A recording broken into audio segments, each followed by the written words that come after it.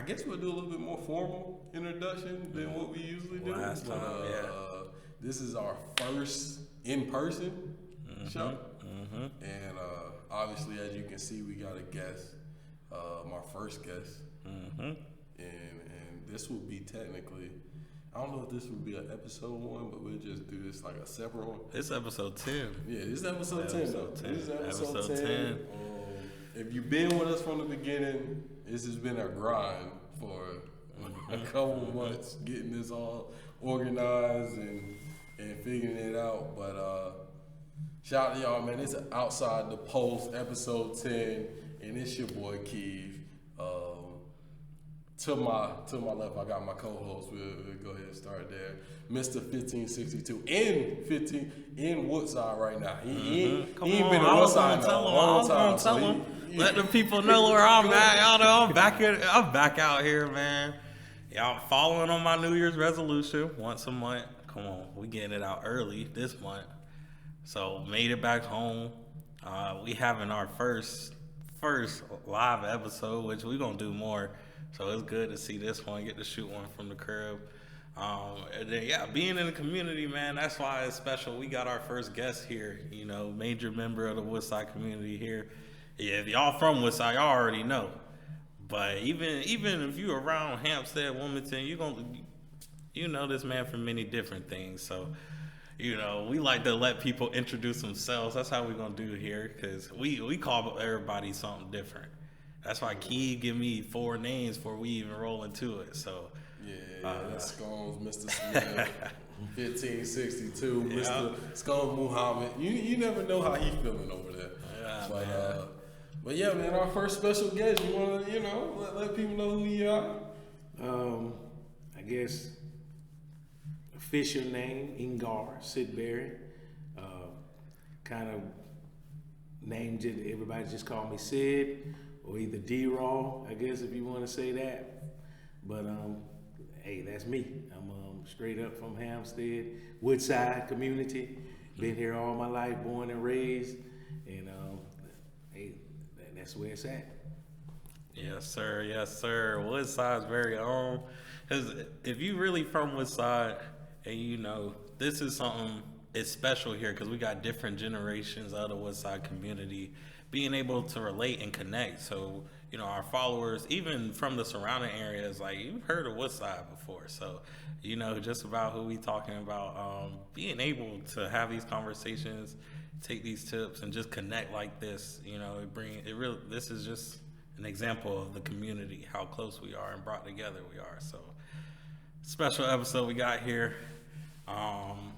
For the people, because I talk a little bit about Woodside, but my Woodside was different than your Woodside. So, let them know just what you do in the community. How are you connected to the community? Like, how do the people of the community know you in Woodside?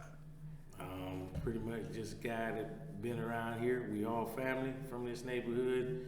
And just from impact-wise, it's just that I took a lot of knowledge from the older heads or the older cats in the neighborhood and just kind of, took their lead and then kind of learned from them and kind of added my own little twist to it. And then I just try to reach out to the youth, the kids, the younger men in the community, just all about trying to give back to like the older generation kind of gave back to me.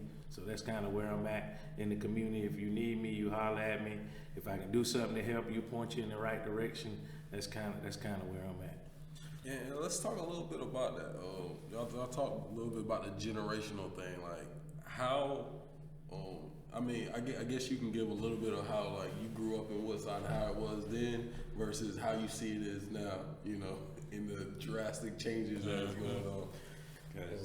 When I grew up, it was kind of close. It was more close knit, kind of like if you got in trouble, pretty much in the streets or out there in the neighborhood, you already got handled wherever that happened at. And then when you went back home, your mom kind of took care of it because everybody kind of self-disciplined the neighborhood. Like everybody made sure you didn't get out there and do too much out, in the streets or in the area without. Because everybody knew everybody. Yeah, everybody knew each other. Yeah. Kind of now is more or less you got to be kind of more political correct because you can't say certain things to other people's kids now without their parents, getting offended. Like as before, when I was growing up, it was kind of whatever the grown up said kind of went. Now it's kind of like they're listening to the kids more before they're listening to the adults. So most of the time, the kid's not going to tell you're not going to say I messed up, mom or dad. So therefore,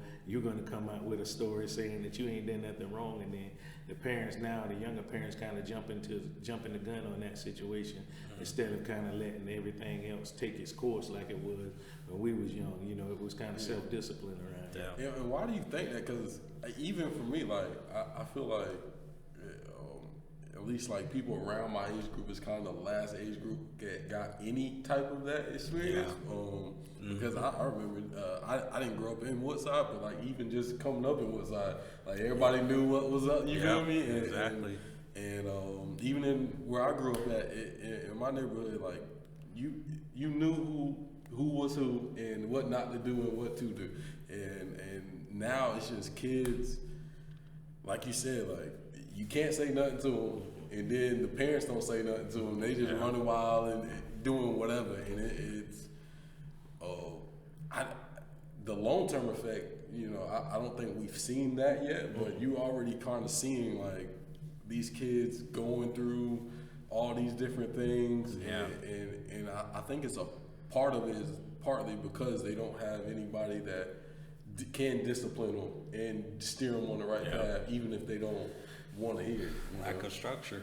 Yes, definitely with the structure, because I feel like now the kids kind of can talk back to their parents and kind of things that we couldn't do. Like if we talk back to our parents, it was kind of, or to another adult period. You got handled by that adult, then you went home and got handled. And most of us that, that Pops was around or whatever, when he got home, you got handled again. So it was like, or the granddad, or whoever that was in there, that man that was in the house kind of, so you got 3 layers to that discipline. So it made you not want to do it again. Rather now, it's like, I didn't do it, mom. And then the parents get in an argument, and then it's like the kid get off scot-free. And they don't get any kind of, repercussions for the things that they did, kind of. And shoot, it wouldn't even be like just talking back to a parent. It's talking while they talking. Yeah, exactly. You just be talking. Why are you talking while these grown folks talking? Like, I think it's more now. It's more like, because I know from dealing with my kids, I tried to give them a better life than I got, and in turn, I watered it down to where now they're watering it down with their kids, so then it just keeps getting even more watered down to where it ain't like it was. Everything I went through as a child growing up with my pops, my grandmama, my moms, or whatever the case may be, prepared me for what I had to deal with in the future, and it made me more mentally stable to kind of handle it. Now, from a guy that deal with anxiety issues, I still have my own anxieties, but that just come along with the territory. But at the same time, it's kind of it's more manageable than now with the way it's watered down. Most kids don't see an outlet. Their first thing is to either take themselves out or either just drastically do something to make the situation even worse instead of kind of manning up on the situation and kind of finding a better way to handle it, I guess. Yeah, part of the reason, because I feel the exact same thing, and I feel like part of the reason, especially in relation to the community here, is just the overall sense of connectedness. Like, growing up, I feel like my generation was definitely, I'm at the tail end of Key's generation, where we didn't necessarily grow up on devices, period, just like phones and stuff, and social media. I didn't get my first cell phone till middle school. Late middle school. And then it was a flip or something. It was a razor. Yeah, I think when y'all were growing up, we kind of was getting the flip phones and things like that. It wasn't definitely the technology that you got now. Exactly. So I feel like definitely the younger ones younger than me, like they are definitely, especially on social media, their social skills are just different.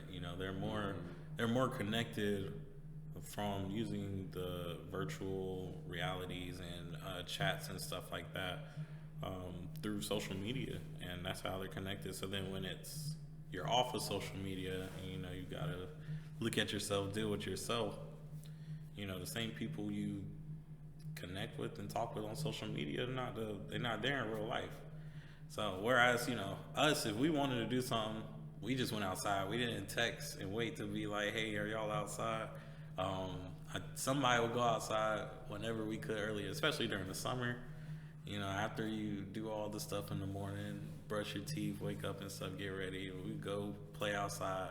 And as soon as one person came, and everybody else on the whole street would just come out. And then people from, because that's when I was on Fuller Lane, people from Union Bethel, every day somebody would come through, you know, and something would happen. So I feel like we all connected, like, as a community then. But now I feel like, you know, it's harder to connect because there's not that same touch that a generation and I also want to bounce back to something that you said, which ties into this. It's the, you know, kind of how kids are being raised.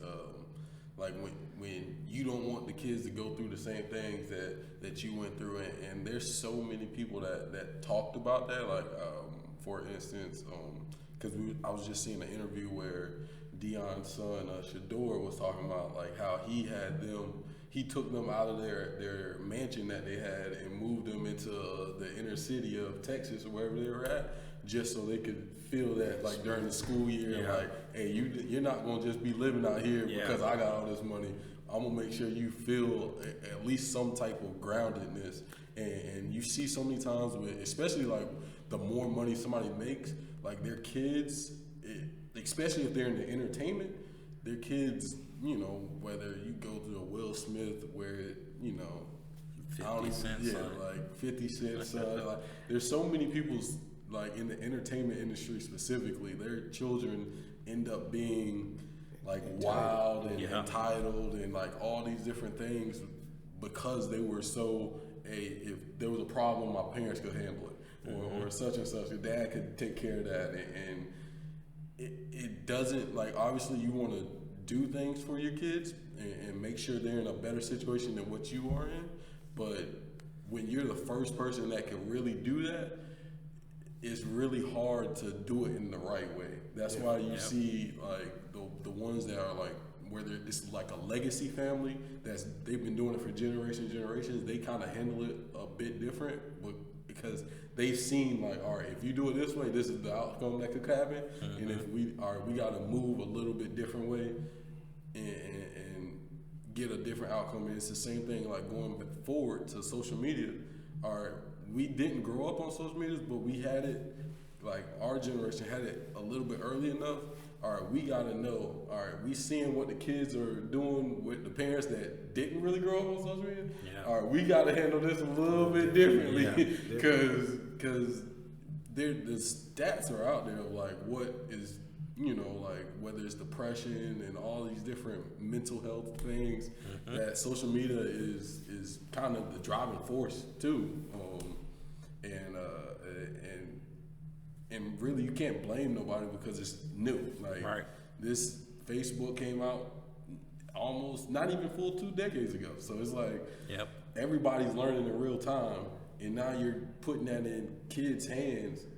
You got to be able to manage that, and that's on top of the parents not being as active because of a plethora of different reasons, whether it's financially, both parents got to work, or only one parent in the house. Or like you got to figure things out. Now the kid at home, ain't nobody around, so they just getting into whatever. Now you added in YouTube, teaching kids God knows what, you feel me, or they on social media with their friends and somebody up there that ain't supposed to be up there. So it's a lot of different things, and like more than ever, like people have to be active in their kids' lives. Gotta be, especially the younger they are, like, and just, you know, obviously you can't hide it from them, but manage it, like, you know, and it's, you know, like obviously you got kids and grandkids now, so like, how do you see that, like, being able to balance, like, all right, let the kids still be kids, but also, all right, there's enough of that. With me, when you're a grandparent, you're trying to be different than what you was with your kids, so you're a little bit lighter. So I don't really put it on the because I'm a terrible granddad. I kind of let Jace get away with a lot of stuff that I didn't necessarily let their mom and dad, their mom get away with. But at the same time, I felt like when we was younger, we knew our parents loved us. In my generation, we knew them, loved them, but they didn't really was affectionate enough that I think. Real tough love. Yeah, it was tough love. Now, in turn, I was tougher on. That's one mistake I think that I regret a lot. I wish I could go back with my son, Ajay, and go back and kind of start over because I was too busy, too hard on him. And I think I could have took a different approach with getting him to see what my dad showed me. Now it worked what my dad showed me, but what I'm saying is the way I tried to do my dad blueprint instead of kind of adding to that and adjusting to the times. Yeah. Because like I said, it drove a wedge between me and him a lot. Because he kind of felt I was just kind of getting at him, and instead of turning around and giving him some positive reinforcement. And I had to learn later on that I had to give him some positive reinforcement. Now, with that being said, I still make the mistake sometimes. I get into it. Yeah. But at the same time, I learn now to kind of have that conversation with him as a man instead of treating him like he's a little kid, because he's a man. So I think with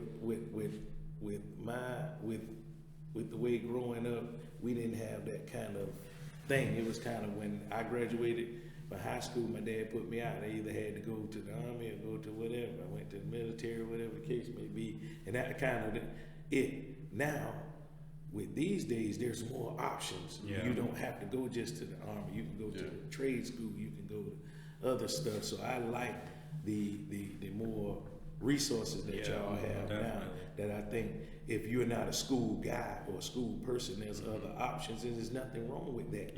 Now it's more kind of whatever. So it's kind of switching back to what my dad days was, because he went to Cape Fear, and it was called Cape Fear Tech then. So then therefore now it's okay. Before, like I kind of think in the other generations before that, it was looked down as a community college, when now it's time to kind of getting back to those times. So that's good. The only thing I wish that we had more, like when y'all was growing up, I think in my generation, the older guys kind of was like, if I seen a guy smoking a cigarette, he's gonna tell me, hey, this ain't the route to go. Hey, don't mess with the cigarettes, or don't mess with the beer, or don't mess with the whatever. That's how come I was able to stay out of the streets, not just from my dad reinforcing it, but the guys in Woodside would say, hey man, get away from this. That ain't you. That ain't your thing. Hey, quit trying to be something you know what I'm saying? So you had that. Now, like, I think y'all generation kind of went through the follow generation, where everybody was just trying to follow everybody else, trying to, and instead of being, it's okay to be different. It wasn't my, hey, if to all the guys I grew up with, you probably asked them, I probably was a square. I didn't get into what they got into. That was just their thing, and it was okay. But we all hung out together, and it was okay for me to be me and you to be you. I think in that generation, I think kind of with y'all a little bit before y'all or after y'all, it kind of got all mushed together to where I couldn't tell one guy from another, because everybody copying everybody else. Nobody has their originality to be, hey, just be you, whatever that is. And I think that's what I would like to see now. I think with y'all y'all are kind of getting out of it now, because I see with y'all, y'all do your own thing. So it's getting better now. But I think that little stage where whatever that generation was or that time frame, I didn't really like when everybody was alike. Everybody was smoking. It was kids that was smoking that wasn't even the type of guy to smoke. Guys that were drinking that wasn't even built like that. Guys that was in the streets hustling that wasn't even built like that. So when they got in trouble, the first thing they gonna do is tell, because they wasn't built like that. I didn't go do none of that stuff because I wasn't built like that. So I knew not to touch that. And the older guys told me, hey, that ain't your thing, young buck or whatever. And I stayed away from it. Hey, that ain't your thing. So it kind of guided me instead of everybody was trying to push that lifestyle on you during y'all earlier time, I think, instead of just letting everybody kind of be whoever they are. I kind of got lucky with that, like a close group of friends. Like none of us really got into any of that. We was too busy just playing sports. Like we was running, like if we wasn't on the field, the court or something, like hey, we was at the crib playing Monopoly, like just chilling. You feel me? That's the good thing about sports. Yeah. It keeps you. If you really into your sport or into your craft, you won't have time to get into that stuff because you ain't either in the weight room, on the court, even in the off season, you track, you this. So even if you're not in your sport, you in another sport working on something to get you better for your sport. So but the problem with that even now is a lot of these kids either only play one sport or they don't care about being like not even, I don't even want to say the best because it's not about being the best, but being better. Yeah. Like they don't want to go to and do extra work in the weight room. They don't want to go do extra sprints. They don't want to go do anything extra. If it ain't practice, they sitting at the crib doing whatever. And once again, then that's when it goes back to the parent situation because they made it easy on them, kind of trying to make it better for them so you don't have to work hard. You wanted the microwave type situation. I just want to go out there and be good. That's why I'm not really a person that kind of supports the travel system because I think the travel system got now to where it's more about money. When I would even go back to Dejanique, my daughter Dejanique, when she was playing ball, you had to make the travel team and you got cut. Now you can just go pay $500. You on the team, and then the travel guys, and nothing wrong with them. And let me say that again, nothing wrong with the travel guy, but a lot of them now tell the kids what they want to hear to get that $500. You reach me $500, I'm gonna tell you you're the greatest person in the world. Instead of being honest with the kids. So then, as a coach in high school or coach in any situation, I hate to just jump topics, but it makes it harder for you to coach because you not having kids that's realistic. So when they don't get playing time, oh, my travel team says I'm the best. And then now you got to argue with, just the kid, not really argue, but have this hard conversation saying, well, you're not as good as the other player, but you have the potential to be if you continue to work hard. And like you said, piggybacking off of you, I don't think nobody really want to work hard no more. They either want it, and then the easiest thing to do is to quit or to give up, or it's the coach's fault, or it's the school hates me, or it's this and it's that, when it's not really that situation. Trust me, I want what's best for the kid. You go D1, it makes the coach look good. So if you're the best player in the world, I wouldn't dare have you sitting on the bench just for any personal ego. Because even if I couldn't stand you as a kid, you still gonna make me look good as a coach. So therefore, that I guess that mindset that sometimes I ain't gonna say the parents, but just in general, people put in the kids' heads saying, "Oh, he just hating on you." It's really not that. And I think the times have changed just from coaching styles. Every coaching style is not really, might not be yours. If let's say you was running back when y'all played running back, if the team was a passing team, then that don't really work for running backs. It's not that the coaches hate you. It's just so if I'm a defensive coach and you shoot all the time, then evidently I'm not gonna have you out there. I want somebody that's gonna play some defense. So therefore, it's nothing personal. And I think that's what kids got to kind of understand. Because I mean, like I said, you don't want to lose any kids. I care about all the kids, and it's just when you have to deal with that, it's kind of rough because you really want what's best for the kids. I think that also goes into obviously it's outside voices always giving their opinions, which is one thing, but it's also just how these kids are growing up now. Like you were talking about the travel, but it's also in the youth leagues. These youth leagues, everybody, obviously you want kids to be able to play, but everybody is the greatest thing ever. Everybody clap for everybody with every little thing. The coaches can't say nothing bad about the kids because then you got the parents chewing you down, or you can't push the kids too hard because little Johnny ain't supposed to be. And it's like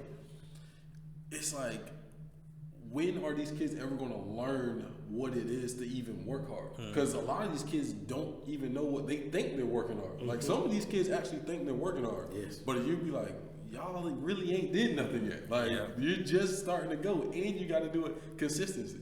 Like that's why a lot of them drop out when they get to college, because even on the JUCO level, they get there and it's hard. Like nobody's gonna say good job every time you do something, even if you didn't do a good job. You know, when playing on the college level, at any level, they ain't gonna say good job even if you do good job, because that's your job. Yes. Like, so we ain't telling you good job because that's what you're supposed to do. Like, so that's why a lot of them don't last in any college level. And speaking on JUCO, I hate to jump around again. JUCO, for some people, like junior colleges and stuff, they put it down. Dude, JUCO, D3, D2, D1 are all sanctioned by the NCAA. So if you're playing on any level, you're a part of that 1%. Yeah. So therefore, don't look down on JUCO, because you can go there, work hard, and then especially with the transfer program, they're looking for JUCO kids to come in and be an immediate impact instead of getting a guy to high school that they got to train. Especially with the new rule that they just did on where they can still continue to play in 4 years, have their eligibility. Like that's for the next couple of years. That's gonna make it harder. Like I was actually just talking to a high school kid. He was trying to go play. He's gonna get into coaching, but it's harder on high school kids to get into college now, because now we can go get JUCO players. We can go to transfer portal, get any of these other, and we've already seen what they did against other adults. Yeah. We only seen you play against kids, 16-year-olds. Like, respectfully, unless you're the top, we ain't trying to hear it. And that's what a lot of kids need to start hearing now, because it's only going to get tougher. With the new revenue sharing agreement that's about to get whatever they about to do in court with that. It's only going to get tougher. So these kids, you gotta grind. If you want to make it straight out of high school into any of these colleges that you possibly could have went to before, you gotta step it up. Because now football teams, you got to cap on how many players you got. Basketball teams, they're going to be shrinking down. Some of these other sports, they're going to be getting rid of programs in general, like track programs and all these other, just because they're not bringing enough revenue in. So if you want to play at this next level, you can't be just, all right, I'm just doing this and I've seen somebody do this before. The old method ain't the new method. Exactly. And you got to double it up and take it somewhere. You know what I mean? And they want coachable kids. Why would you deal with somebody that you're going to argue with? And now, on top of that, a lot of times when I talk to college coaches, they're asking me how the parents are. So now what you do as a parent is affecting the kid, because if you one that's going to be bothered, like on the coach all the time, how do the parents treat you? Okay, if you're not, I'd rather get a kid that a parent's going to be kind of, hey, coach my child, other than that. And those are some of the conversations that I have had with college coaches. Yeah. And they really nitpicking now, because now they can kind of sit back with their legs crossed and kind of get the cream of the crop, especially with the JUCO being able to still play 4 years. So I don't know, but I like how it's going. I really do. But at the same time, it's going to take it back to where you got to really earn it, which is a good thing. Yeah. Because as a kid, when you get older, you know real life. Sports is going to prepare you for real life. Exactly. So if you get on the grind when you're younger and stuff, and things don't go your way, and you see the adversity and you fight through it on sports, when you get in real life, let's say that boss is all on you all the time, you able to kind of do your job and go home, and then one day when you get higher than that boss or on the same level as that boss, then you're able to handle that situation. So that's what sports does. It prepares you for real life, because nobody, I promise you, when you turn 18, that real life thing comes in. Your parents will help as much as they can, but at the same time, you on your own. You have had some shooters and noodles. You have had some times it gets real. Hey, for sure, player do. And I think that's just like y'all were saying. How this generation responds to adversity. it's a lot softer. Let's go ahead and say it's a lot softer than back then. But they haven't gotten like earlier. That's that I think that's part of the problem. They like we had to. Somebody told you no early on. Exactly. At some point, like, no, you ain't the best. No, you ain't getting that. No, you ain't getting this. Yep. These kids get everything at any point like instantly. Mm-hmm. So then the first time they get no is when a high school coach tells them, no, you got cut. Oh, I ain't playing no more. I ain't about to try out next year. Like, I'm done. Like, you feel me? I'm packing it up or whatever the case may be. And they don't have anybody who's like, nah, that ain't what you got to do. Come. You feel me? The parents would be like, no, don't worry about it. We're going to transfer school. Yeah. Mm-hmm. So I'm going to tell you, if my dad, if you started something, that's sports, anything, you had to finish it, regardless. And when you came home and I complained about the coach or whatever the case may be, the first thing he asked me is, well, what did you do? Yeah. Instead of, well, the coach is the coach's fault. And like I said, it's bad coaches out there. Yeah. It is.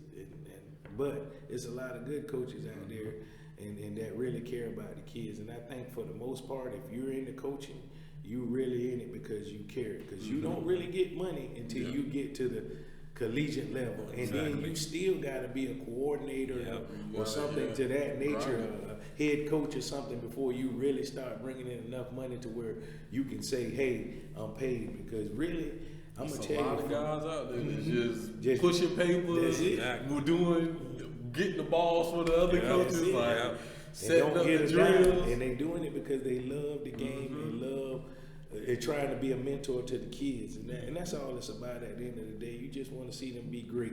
Because I'm telling you, when I had girls go to play on the college level, JUCO, any level, like it's a proud dad moment almost to see them out there. Even going to see one of my players today that done track at UNCW, it's still a proud moment just seeing a player on that next level. Because like I said, y'all guys know how hard it is to get to the next level. And it's something to be proud of, and it's something to cherish because you can always share that with your kids. You can't take it away. Can't take away what you was. I think clearly you can. I think Calvin said that all the time. Can't take away what we was. You can't take away the time when you was on the ESPN. You can't take away when you was in the newspaper for running all them yards. You can't take away when Deja Neat was on ESPN playing Campbell. Hey, they got blowed out, but she got something to say. Hey, I was on ESPN. Those are moments you can share with your kid. I know I actually got a moment that happened today. They was cleaning out some stuff, and it was some old newspaper clippings from when I was in high school, and my nephew was looking at it. I said, hey, don't look at that. Go get your own. You feel me? Like, go get your own. You feel me? But yeah, like you're saying, like it's hard, and a lot of kids, they just don't understand that until it's too late, or until like, all right, it's a make or break point. It's like you either gonna get all in, turn off that video game, turn off YouTube, and really buy in, or you gonna get left behind because some of these parents, they do too much. Like I ain't gonna talk about real people, but they go overboard. But there's some parents out here that has their kids in the gym 3, 4, 5 times a week. There's some parents that out here got their kids doing the things that they need to do. So you might not have gotten it early enough. That doesn't matter. Like you're at this point now. It's either you gonna buy in or you're not. And like you said, the best thing you can do is one, be coachable. Because if you ain't coachable, a lot of these coaches like, I'd rather not deal with you than and deal with a player that might not be as good as you, but is coachable and going to do the things I ask him to do.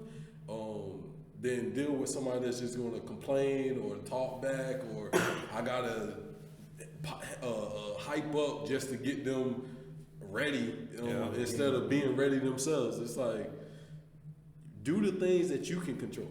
Control the controllables, and everything else will fall in place. And that's where I'm at with it. Like whenever I talk to like younger athletes, it's just like you got to put the work in. Like I tell my nephew and like his friends all the time, like y'all ain't played enough of any sport enough to roll out the bed and just do it. Do it, man. Like, y'all gotta go shoot a lot more shots. Y'all gotta go run a lot more routes. Y'all gotta go do a lot more before you can just roll out the bed. Because even when I was in college, like, I couldn't roll out the bed and go do it. I still had to get going and get my mind right, watch film, do all this other stuff. Like, y'all kids, like, they think that they can just go out there and beat Steph Curry. No, Steph Curry shot a lot of shots before he could do He the still things he's shoot a doing. lot of Skill shots. development. You feel That's me? what I tell the kids. Skill development. You play a lot of games, but you don't get a chance to work on your skills in game. Mm-hmm. That's when you do. That's when you get better. When you're working on your skills, you're lifting the weights, you're in there one on one, going through the cones, whatever that may be. That's the develop. Okay, I can't shoot with my finish with my left hand, so I'm in there just missing left-handed layups all day long until I start making them. That's how you get better, because a game, honestly, even at 8-minute quarters, dealing with basketball, you ain't got but 32 minutes if you don't play the whole game and you don't get every shot in the game. So how do you get better? It's what you do not when you're not on the court, when nobody's watching, when you're putting in the work. Bingo. Yep, and you can apply that to every different career field. You know, like if you like building things, like for example, we was talking about the Legos, how now on Twitch they have the category where people up there building Legos. Like that's an international. They have world contests and everything for building Legos. They used to build them for nothing. Yeah, exactly. I love Legos. I did Legos for nothing. I built the spaceship and everything when I was a kid. Exactly. And now people getting paid to do it. Whatever you do, that's why I tell any person, whatever you do, there's somebody that got a liking to it. So work on your craft, polish your craft. And you never know, you might be the one to start that. Don't be afraid to go out there and do what you feel you do best, because there's a place for it somewhere. Somebody likes it. And also nowadays, it's just, there's no excuse not to at least try to monetize it in some way if that's what you want to do. Exactly. Because like I think I told you before, there's these people that I can't remember exactly where they're at, but they bought a bunch of property and they're homesteading. I don't know if y'all heard of that homesteading, like where they grow their own stuff, got their own, like mini farm out there and stuff. But they created a streaming service just for homesteaders to watch them and learn how they do things. And it's like, oh, they out there, they doing the same things that they got to do anyway to survive. Exactly. Yeah. You feel me? And they just turn it into a streaming service, and now people subscribe to their streaming service just to learn about homesteading. And you can literally do that with anything. There's people that, like whatever it is. Like, esports, like now they're giving college scholarships for esports. Yeah. They got esports teams, and exactly. Yeah, like it's like whatever you. If there's something that you enjoy in any capacity, there's probably more. Like you said, there's people that like it. You just gotta put it out there for them to see it. Like you gotta turn on the camera. Most people got a smartphone. Like you got $1,000 phone. Use it. Yeah. You feel me? Use it for something other than watching something. You feel me? Like use it for whatever you want to. Or if you don't want to make money, you just want to have like a thing like with your friends. Like do that as well. Like there's little to no excuses nowadays, because we have way too much knowledge. Like knowledge in the fact that we can find the information. Like the information is there. Like whether you asking an AI bot or you asking Google or you going to open a book, you can find the information somewhere. It's just, what are you going to do with it? Are you willing to go learn? Are you willing, like you was talking about, like so many options now, like as far as schooling and trades and stuff. Bro, you can go to YouTube University and learn a whole bunch of stuff yourself. Like YouTube you University. feel me? And still go and learn to trade at night or whatever like whatever you're doing. Like there's too many options for people to have the amount of excuses that they have today. Like I think that is like one of the downfalls to and I'm not gonna just say black people, but we all black here, and a lot of our people like to complain about certain things that they can control the outcome of if they put forth the effort.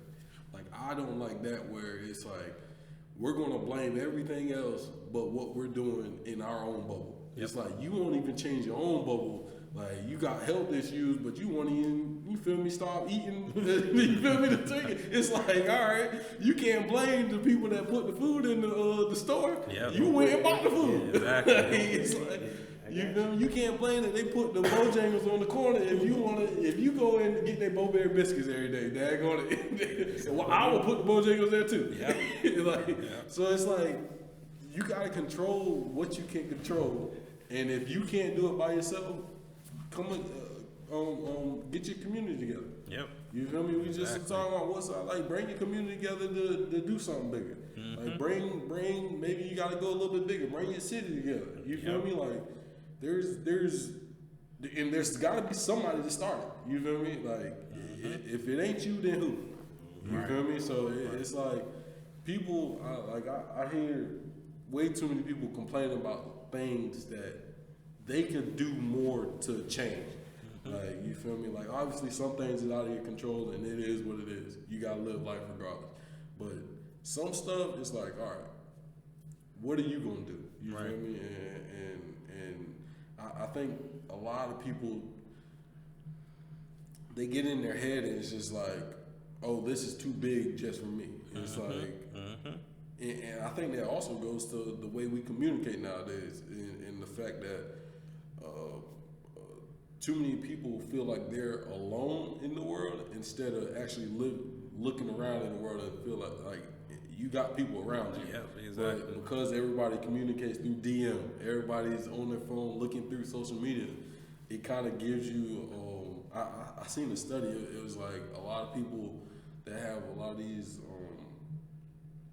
Not all the mental health, but like depression and stuff, because they feel isolated, and it's like because they only communicate through their phone. Like, they go to work, but they're not really talking to people at work like that, and they just go home and they're talking to people on social media, but they're not around them. So now they feel like they don't have anybody, and I think that's a lot of the problem with a lot of things that are going on in our society, because people just are in their own bubble and they're not communicating with the people outside and having these types of conversations, or just any type of conversation with real human beings.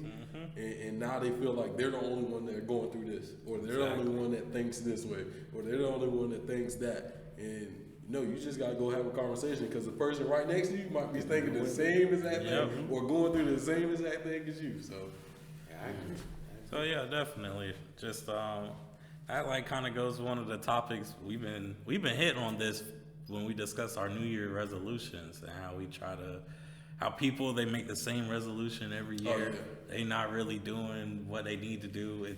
You had the same resolution for 3 years. Yeah, it's like at some point, it's like, you know, come on now. What we're working towards. So, you know, my resolution for those just tuning in, it was just to come home once a month, every month. So I had the same one last year, but like there would go 2-3 months ago by, I ain't came home, and it'll go by quick, you know. And I've been trying to make a better effort. I'm 3 for 3 this year already, so so working on it. Check up on you, Keith. Where you at with your resolutions? Oh, my one, was the pictures. Right? Yeah, the pictures. I ain't took one yet this month, but we 2 for 2. Slacking. Yeah, it's early in the month. Nobody ain't seen no pictures. You ain't gonna see it till the end of the year. That is right. We're gonna do the slideshow. So we're gonna have to see. You feel me? Missing one. But you know, we want to give you the opportunity where you can tell the people just some resolutions that you had. Like, we had our own personal ones, and then we had one for the podcast. So for you, it could be any resolution in any aspect of your life. But did you have one? Yeah, well, mine was kind of, I wanted to work on my relationship with God. I wanted to be closer, and I wanted to be a better, I think I want to be, I know I want to be kind of a better coach. I want to be more kind of the work home on my craft. I think I've been coaching for years now. I mean, over almost 15 years now. And I think wanting to get more, I think when Dejanique came home from school, she got me more into the analytics and things of that nature. Like, you have to evolve as a person. Everybody want to do the same old stuff, but the kids are different these days. And so you have to kind of evolve, and that's what my resolution is, to try to kind of not give up my identity as a coach, but kind of be more humbled down to kind of understand different people's standpoints as far as kids go, because like I said, the kids are different. And everybody don't understand, learn, or comprehend the same way. So it might be one you can give that tough love to, and that's what they need as a coach. And then some of them you might have to just pull them down and kind of break it down to them and take that time, because some kids ain't about the rah as a coach, and you gotta kind of. So I think that's what I'm trying to do this year, is kind of hone myself to be a better coach, as to kind of be like a chameleon, to kind of be able to, whoever I'm dealing with, whatever the kids is, to be a better communicator to the kids. Because like I said, at the end of the day, that's what I do it for, the kids, and that's why I enjoy it. Like I said, I enjoy it because of that. Other than that, man, just trying to, like I spoke with you earlier, just trying to have a better relationship with my son. I think he's more like me than I lead on to be. And he's a good dude. He could have been doing anything, and he's not. And I think sometimes I kind of be too hard on him in a sense, because I want to try to prepare him for life, but at the same time, sometimes he just need, hey man, a fist pound. Hey dog, what's up? You know, sometimes he need that, instead of me being this rah guy with him all the time. I think it's better, because like I said, at the end of the day, I'm from the generation where dad didn't really, man, I mean, I'm not being soft, guys, but we didn't hear that I love you a lot. We just did. And it wasn't because they didn't love us. It was just kind of, hey, it was kind of unspoken thing, kind of, hey, you looked at me, I looked at you, you knew I love you. You feel me? But I think the old generation, man, is kind of, you know, I want to show. They had to do it more out of necessity. Yeah, I think like, then we had time to. That they grew up in, like, you couldn't show no love. It's like, hey, we ain't got time to be doing all that. Hey, come on, let's get on out here, chop this wood, carry this water. Like, let's get it. So I feel you on that a lot too. Like, I don't have a son myself, but like my nephew, like,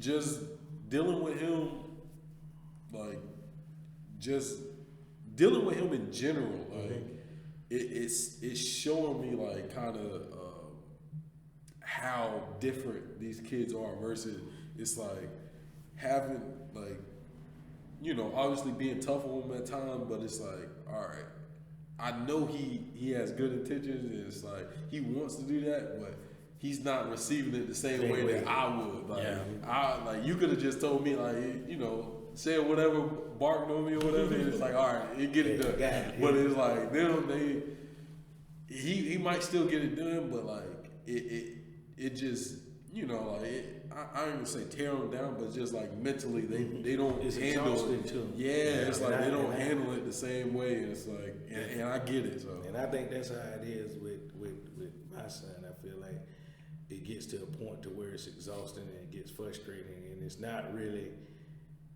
It's me, like it's something that I have to do as a man, and as a man, you know, sometimes we have a hard time admitting when we're wrong. Especially older guys. I mean, I don't think I heard my daddy ever say he was wrong. You know what I mean? So I just gotta. But that's one of the things I definitely want to work on, because, like I said, man, these days of time, you don't know when it's your last time seeing anyone. So therefore, you want to make sure that everybody know where they stand, so that if any, God forbid, anything happen, you can sleep at night knowing that they knew how you feel and where you stand. And like I said, it's just trying to. I think we just trying to make him be. I think I know in my sense, I just want him to be better than me, and I think he don't think. I think in my case, he thinks that I probably think that he's beneath me, but honestly, he's way better. He's way smarter than I am. He's more technical than I am. He's way better than me. And secretly on the low, I'm proud. Like, my chest poked out. But it's like I want to polish a few things up to kind of make him to where I feel like whatever when honestly and truthfully he good just how he is, man. Yeah. You know what I mean? Yeah. And it's okay to say that to that as a man to man to say that because man, you know how it is as a man. It's rough out here, bro. Yeah. We don't have Definitely. nobody, a man in general, if he falls bad on his luck, he's a bum. Yep. He don't want to work. He lazy. He this and that. When everybody else will have somebody say, well, they just had a rough patch. But us as men, we don't get that pass. So therefore, we gotta kind of look out for each other instead of kind of kicking each other because we need each other. So that's another thing I try to do as much knowledge as I have. I try to spread it out there, but at the same time being receiving, because it's stuff that you can tell me to kind of help me to this, or stuff you can tell me kind of from your field to help me to stuff, so where we all politicking together and networking to where we're helping each other. So as an older man, an older gentleman, try not to cut myself off from the young folks because the younger guys know more stuff than we knew. You know what I mean? Cause that was my dad thing. When I used to tell him the new way to do stuff, he didn't want to hear it. So therefore, I think that's another thing I want to work on this year as well. Yeah, that's kind of like say with me. Mine was also just like cause like I got a bunch of people I graduated with. Like we all doing like different things, but like people are doing like a lot of good things. It's like just communicating and building a circle of people that you can lean on with different things, or just bounce things off of. You feel me? Like in whatever field it is or whatever it is, just like the more, obviously you don't want too many people in it, but like as long as it's trusted people that you have a bond with, like just having those extra eyes and ears on something, like you never know, because they might be able to throw you, hey, you doing such and such? Okay, they might be in a room you can't get in. Boom. And they can get you in that room. Exactly. And vice versa. You might be in a place or know somebody that can pull them in a room that they can't get in. Exactly. So that's the best way to be, kind of to get each other on, because my greatest reward is seeing somebody else do good. I never been a guy to hate them on somebody, to hate them when they do. If you do good, let's say y'all podcast grow up to national renown, right? Yep. I'm one of the first guys on it, you know what I'm saying? So therefore, hey man, I'm gonna be, hey, I know them guys, you know what I'm saying? Sure. June always, Coach June always say all the time about how he went to school with a couple of rappers and stuff when he went to Shaw.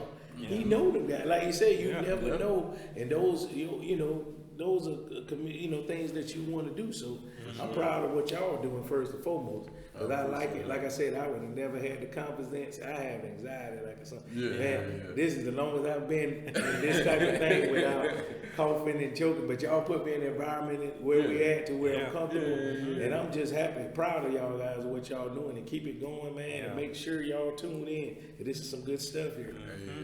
Good conversations. Yeah, for sure. Definitely appreciate it, man. Conversations me and Keith have, man, with a bunch of different things, and this is just getting the start of it. So we got a bunch of things planned.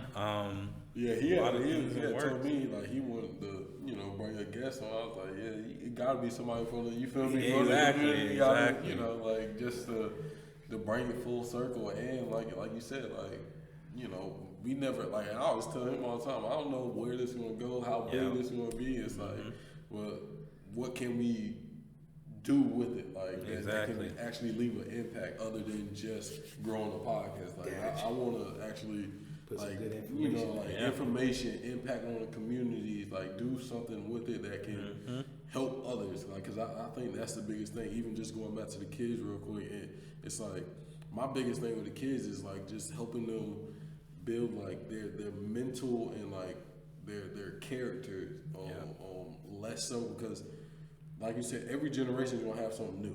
Like these kids are gonna know AI way better than I know AI. Like these kids are gonna know certain things with technology better than I know it. But as long as they have the right work ethic, as long as they have the right going into things mentally the right way, like, all right, boom, I did my job. Now they can go and handle it in whatever situation. You feel me? And that's like a big thing with me. Like even with dealing, especially with younger kids, it's like, everything ain't gonna go your way. You go figure. You got to figure out something another way. You know what I mean? Or you got to do this, and this to get whatever you want out of this.